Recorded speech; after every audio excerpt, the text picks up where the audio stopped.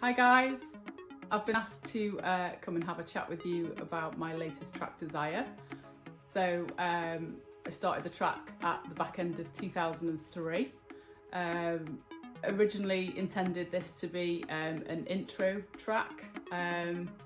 So I was messing around with a few ideas, laid some ideas down, about 2 minutes worth.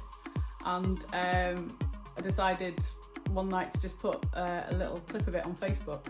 So the next morning I woke up to a message from Paul Sawyer saying that he really liked what I'd put on the internet and could he sign the track? So actually couldn't believe it because it hadn't even been finished at that point. So went back to work on it, finished the track and sent it over to him and he absolutely loved it. So a couple of weeks later he messaged me to ask if I'd be interested in it being on this album. And the rest is history, and I couldn't be happier.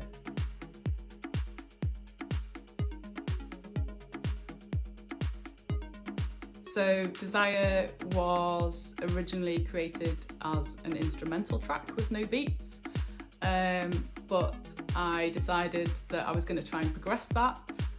So it is now a 124 BPM breaks track, and it takes its inspiration from the White Isle, somewhere that I'd never been before until the back end of last year.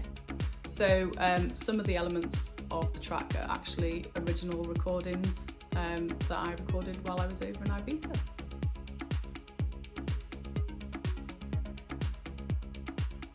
So with Desire, I really wanted to make an intro track, so I started building the track from the very beginning.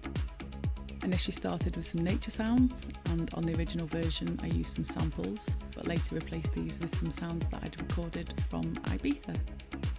Added a simple bass line and a pad chord progression, and from there I also added a small element of guitar, which took its inspiration from one of my favourite bands, Coldplay. From there I developed an impactive sub-drop and followed these up with some beautiful Balearic breaks and some uplifting plucks. I've also started doing my own vocals, so recorded some of these for the track and also changed it up with some vocal chops. This track really is a dedication to my husband and the memories that we shared in Ibiza.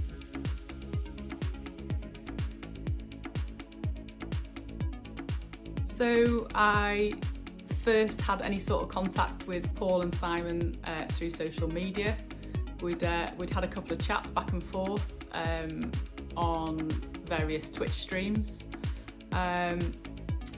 And at the time I was producing with my partner Ben, also known as Stoby. Paul quite liked some of the stuff that we were doing on Pure Trance and Selena Music, so he asked us to remix one of his tracks called Utocious. So Utocious went on to basically be released on Black Hole, and it had a remix from another artist off the X album, Molly Lopez, along with the original from Paul and the remix from ourselves. So from then on, really did get to know the guys at Krafted, lovely bunch of people, and we've had 3 releases with the label. The latest one's actually being released this week, 8th of March, and then obviously X is coming out on the 29th, so really excited about that. I really love the guys at Krafted. I love the way that they run the label. Everybody's just like a big family, and you know, they really do sort of like pay, you know, care and attention to you as a person and an artist. And the guys are really approachable, so I look forward to working with them a lot more in the future.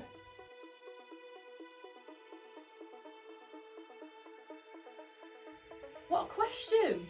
I don't even know how to answer that. Well, it's definitely not Granny's tap dancing, is it? And maybe it's not quite Alien Raving Outer Space. I think it's probably something a bit more grown up than that. I don't do grown up though. But I suppose if I was to say anything, I would say Dance Monkeys unleashing their infectious energy on the dance floor. Will that one do?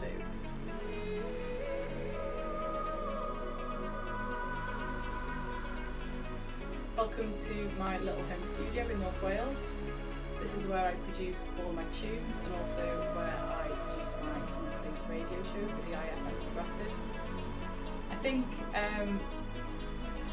I do this as a hobby rather than a career, so I absolutely do it for the love of the music, for the people that you meet, for the passion that you see in the industry, and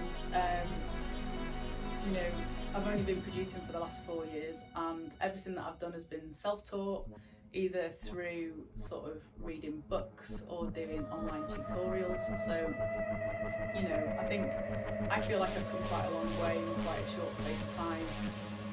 With the signings and stuff that I've had, I feel really, really lucky to have had those. So I think highlights for me would be having my own record signed that I've produced by myself, and also I've done some vocals on some tracks recently, which I'm sure you'll hear in the coming months, and being part of this wonderful album X. It's absolutely a brilliant milestone.